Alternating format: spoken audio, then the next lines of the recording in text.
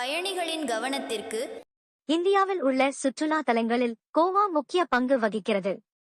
இளைஞர்கள், இளம்பெண்கள் முதல் முதியோர் வரை அனைத்து தரப்பினரும் கோவா சுற்றுலா செல்ல விரும்புகின்றனர்.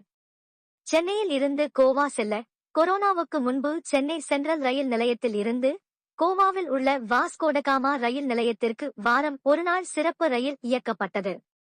இதற்கு பயணியரிடம் நல்ல வரவேற்பு கிடைத்தது. கொரோனாவின் போது இந்த ரயில் நிறுத்தப்பட்டது. அதன் பிறகு இந்த ரயில் சேவை துவக்கப்படவில்லை. இதனால் சென்னையில் இருந்து கோவா செல்லும் பயணியர் ரயிலில் செல்வதாக இருந்தால் ரயில் மாறி செல்ல வேண்டியுள்ளது.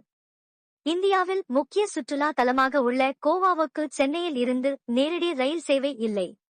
தற்போது சென்னையில் இருந்து கோவா செல்வதாக இருந்தால் பெங்களூரு சென்று அங்கிருந்து கோவா செல்ல வேண்டியுள்ளது.